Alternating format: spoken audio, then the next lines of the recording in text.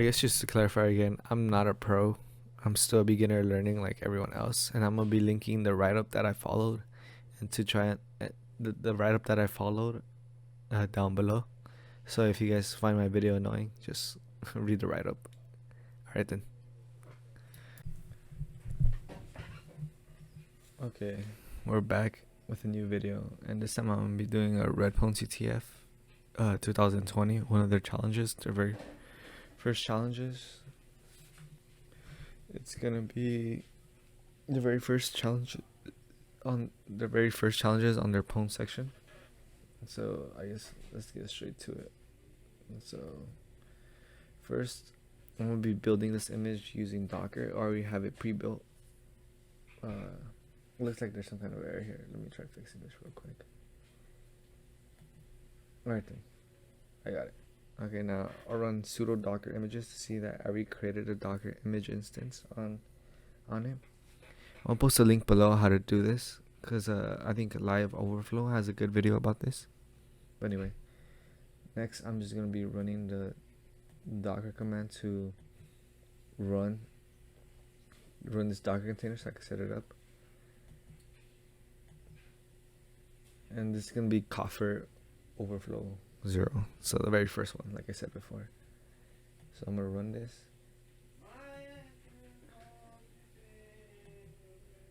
And then usually for these challenges we're given the source code. So right now, I guess to start this challenge I'm gonna be I guess first I want to show you guys like how to. We're gonna see that the local host, the netcat, works by showing you guys the netcat connection. So now we're just waiting for a response in, and usually for these challenges we get like the source code of the code that's running. So in our case, I'm just gonna go to the folder and open up the source code. So right here we see that they said 3 buffers, and we have 2 put statements and 1 gets. And if you guys don't know, the gets function is susceptible to buffer overflow attacks. So I'm gonna search this up real quick, get buffer overflow, and we look up. The very first thing we see is gets is deprecated because it's unsafe, and it may cause buffer overflow attacks. So I guess that's one good thing to put it. So now if we go back right here and look at the code, so I guess the programmer expects the user to only put 16 characters long for the name, but since it doesn't check if you put in more, we could just put in more characters into the name to cause a buffer overflow attack. Now, one of the tools I'm going to be using is a GDB, which is on Coffer-Overflow. And then next, I'm going to run set disassembly to Intel. And then after that, just to dump the disassembly with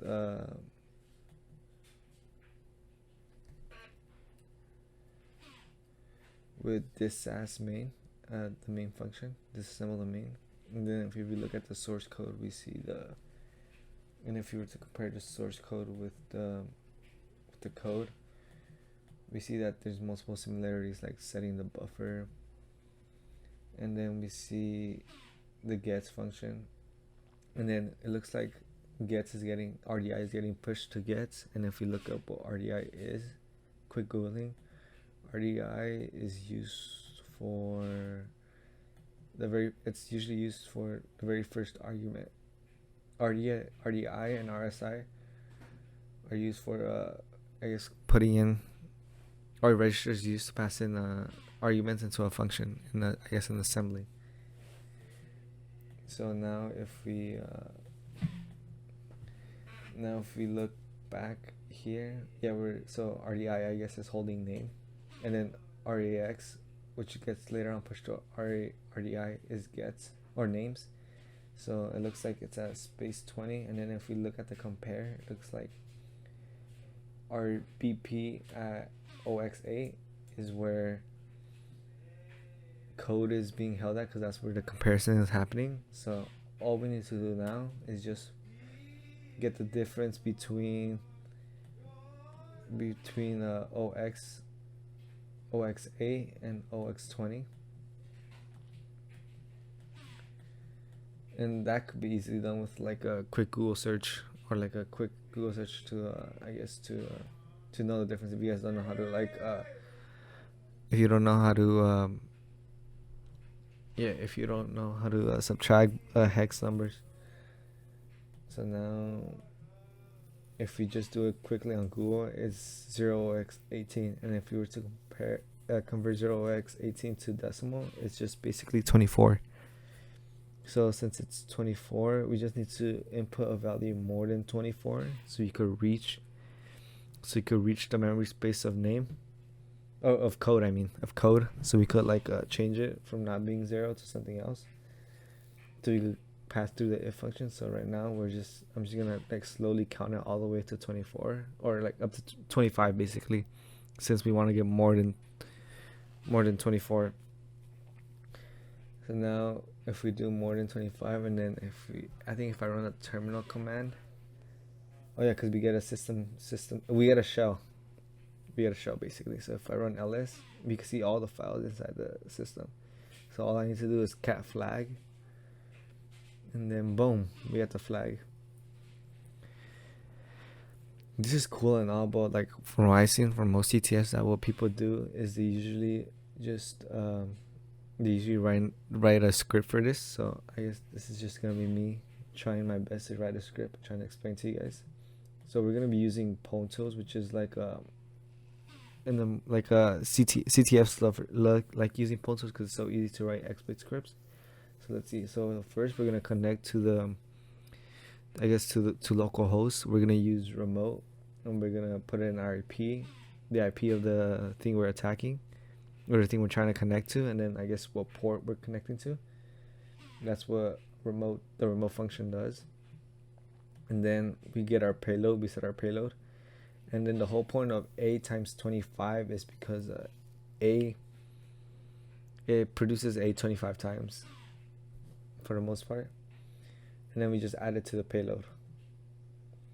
And after that, we send this entire payload to our remote, to the IP that we're connecting to. And after that, we just set interactive to get a quick shell. It makes it so you can interact with the payload. And then after that, if you were to run this quickly and then see this, look at this, we're able to interact with it, and then we can just cat flag, and that'll be it. This, I guess, ends my part of the story. Bye.